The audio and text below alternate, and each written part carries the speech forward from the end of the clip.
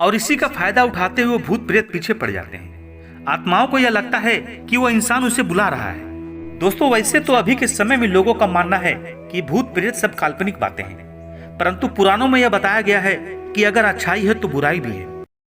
नमस्कार दोस्तों, कई बार ऐसा होता है जब किसी के शरीर में कोई आत्मा या भूत प्रेत अपना कब्जा कर लेती है, जिसके बाद इंसान उल्टी सीधी हरकतें करने लगता है। लेकिन बहुत से लोग ऐसे भी हैं जिसके मन में यह प्रश्न उठता है कि क्या हमारे शरीर में देवी देवताओं का प्रवेश संभव है।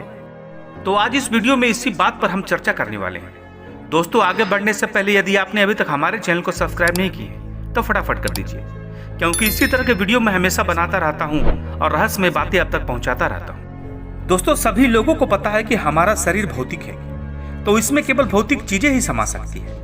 और अगर हम मानते हैं कि देवी देवता हमारे शरीर में प्रवेश कर सकते हैं, तो यह कैसे संभव हो सकता है?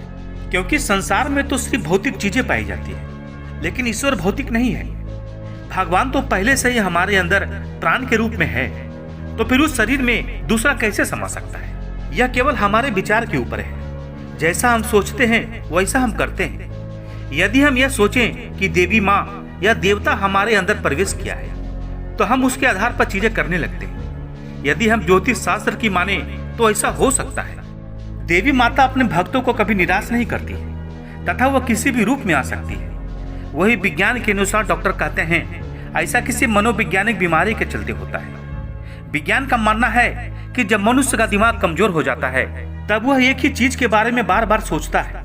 जैसे कि रात के समय यदि वह किसी देवी देवता के बारे में सोचता रहेगा, तो उतने समय के बाद उसका दिमाग वही सोचने लगता है और वैसा ही महसूस करने लगता है। दोस्तों, बता दें कि ईश्वर से जो प्रेम करता है वह मानव शरीर ही महान है। जो भगवान की भक्ति वह उनसे प्रेम करते हैं। तो चलिए दोस्तों, अब बताते हैं कि किसी मनुष्य के अंदर भूत प्रेत कैसे प्रवेश कर सकता है। दोस्तों, वैसे तो अभी के समय में लोगों का मानना है कि भूत प्रेत सब काल्पनिक बातें हैं, परंतु पुराणों में यह बताया गया है कि अगर अच्छाई है तो बुराई भी है। ऐसे में हम आज जानते हैं कि वह कौन कौन सी गलतियां हैं जिनके कारण से भूत आप पर आ सकते हैं या आपके अंदर प्रवेश कर सकते हैं। दोस्तों, पहला, किसी पेड़ के नीचे पेशाब या लघु शंका नहीं करनी चाहिए।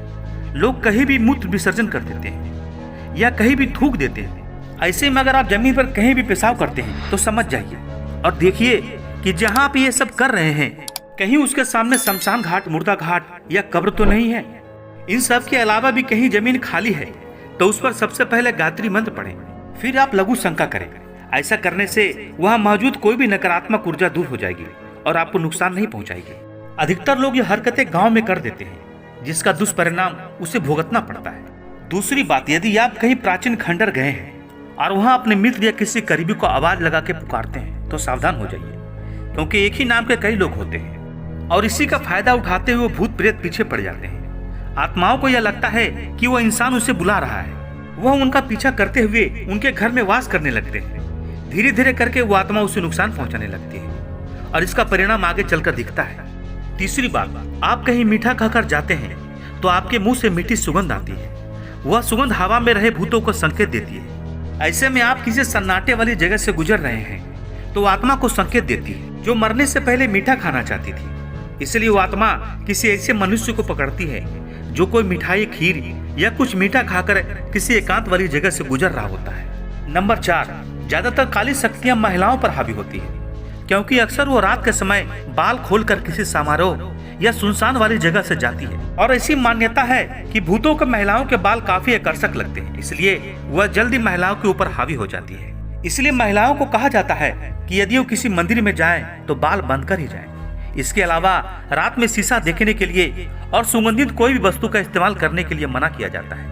दोस्तों, अभी तक आपने जाना कि क्या हमारे शरीर में देवी देवता का प्रवेश संभव है और किसी मनुष्य के अंदर भूत प्रेत कैसे आते हैं। अगर आपको पहले से किसी बात की जानकारी थी तो हमें नीचे कमेंट करके जरूर बताएं।